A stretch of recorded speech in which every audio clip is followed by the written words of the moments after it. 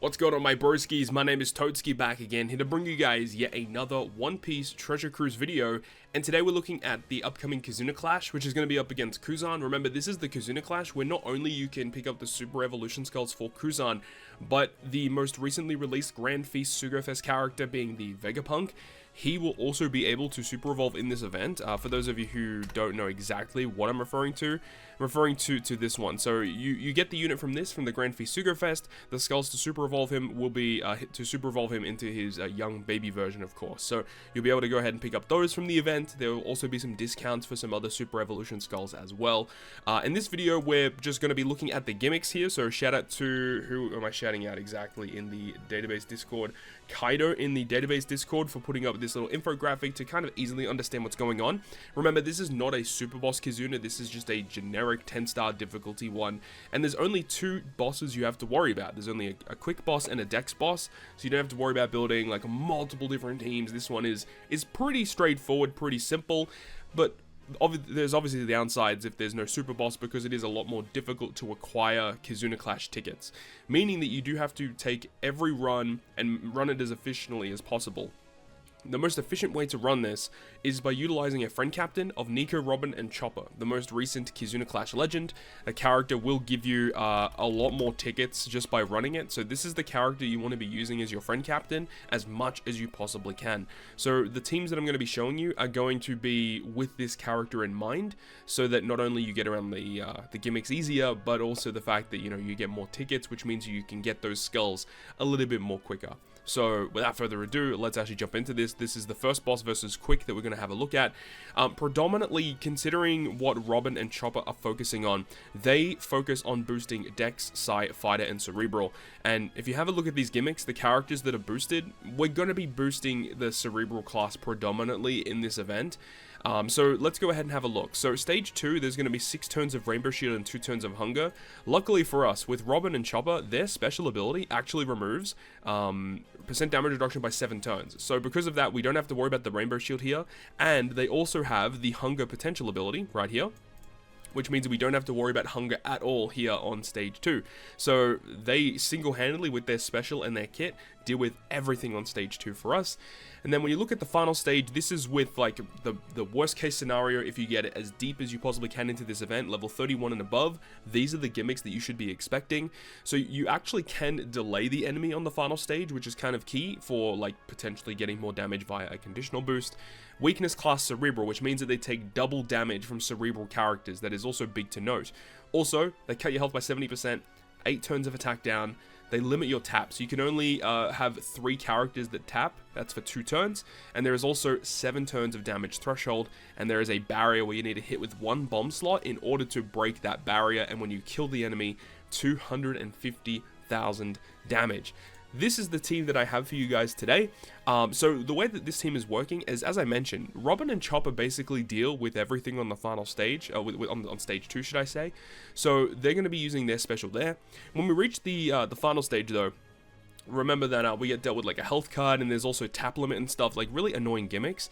So this is why Kanjuro is on the team. Despite the fact that Kanjuro isn't boosted by the captains, he is a shooter character, so he does actually receive cooldown. The main thing is we want to use his stage 1 special, which is going to change adjacent slots into bomb slots, and it also gives us a chain boost, and it protects from defeat for 1 turn.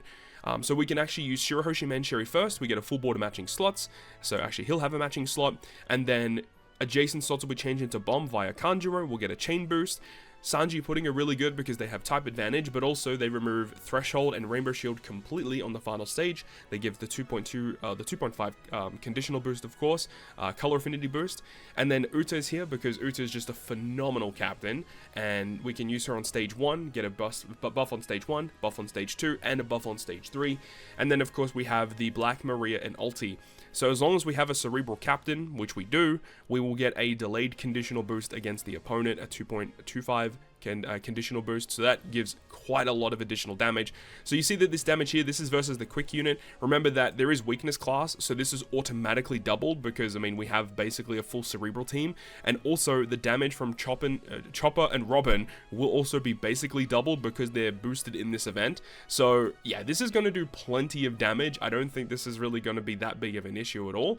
It's going to deal with all the gimmicks. It's going to have plenty of damage on all the stages due to Uta's special ability, and I think this is probably the team that I'll be approaching this Kizuna clash with, at least for versus this specific boss versus the quick fight.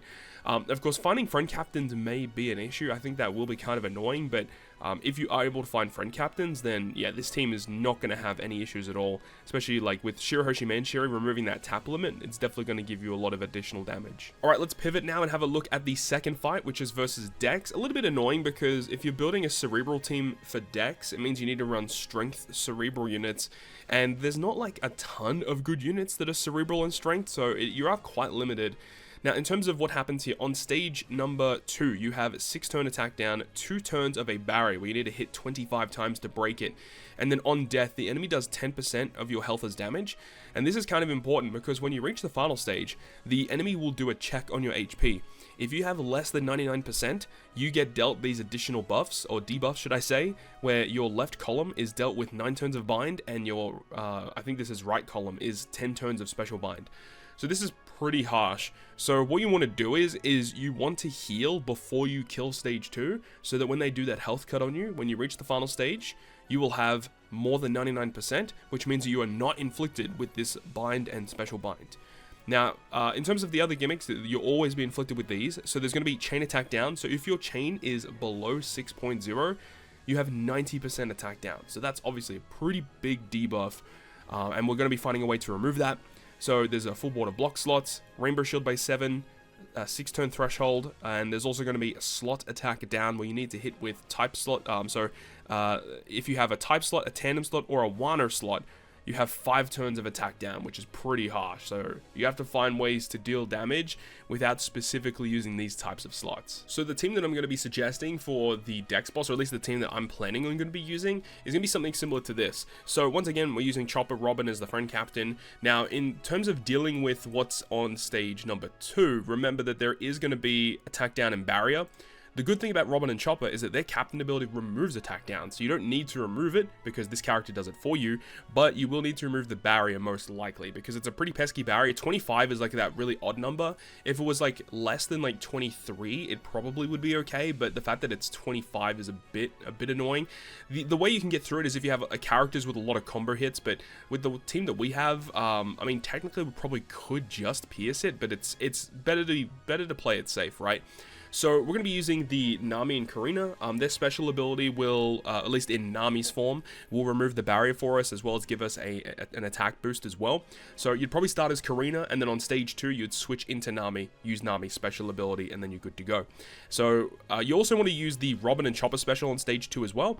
The main reason for that is because their special ability provides you with a 25% heal. They do have the ability to overheal in their captain ability, and it's very important that we overheal because remember that we get dealt with the health cut, and then we need to be above 99% before we reach the final stage to ensure that we don't get dealt with the bind and special bind, right? Now, in terms of everything else, we have the Sanji and Pudding once again because they can remove the Rainbow Shield and the damage threshold completely, so we don't need to bring like 2 separate units to remove two separate debuffs. We can just bring Sanji Pudding, they remove both of them completely, as well as give us a color affinity boost. So despite the fact they aren't getting type advantage stuff, they're just really good for this because they provide so much for the team. We're using Uta once again because we can get attack and all boost on stage 1, stage 2, and stage 3. It's perfect. We also have Oiran Yamato. Now, this character is not specifically required. You can also use Shirahoshi Manshiri from the previous team. You just need someone that can remove that debuff of chain attack down by 2 turns. And there are a couple units that do it. Characters that like select 1 debuff and remove it. The new free-to-play Vegapunk does do that, but you need a bomb slot on him and a cerebral captain. So unless if you have like Usopp and Lilith from the most recent Sugo Fest, you're probably not going to be running that kind of build. But this will also work. Oiran Yamato, you can just remove 1 selected debuff by 7 turns. The one you would select, obviously, is the chain attack down because that is pretty disgusting. Now, in terms of why do we have Makino on the team? Now, the main reason is because she changes all slots, including block, into recovery. This will bypass the slot attack down that we are inflicted with. So before you perform all of your attacks, your final special will be Makino to guarantee everyone has a recovery slot, and then you can go for the kill.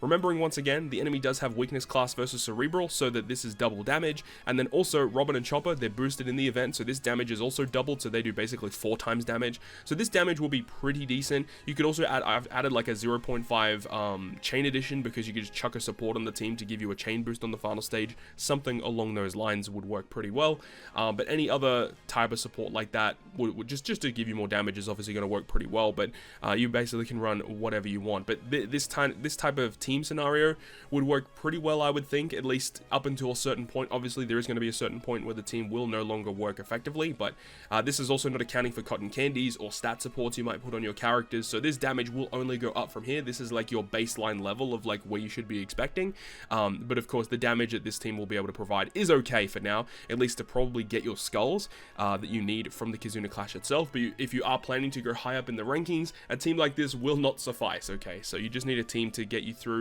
to get those super evolution skulls to evolve your characters. But with that is going to wrap it up for me today. Thank you so much for watching the video. Hopefully you enjoyed it. If you did, make sure to go ahead and leave a like, and if you want to stay up to date with all the content I post, including more One Piece Treasure Cruise content, make sure to hit the subscribe button down below.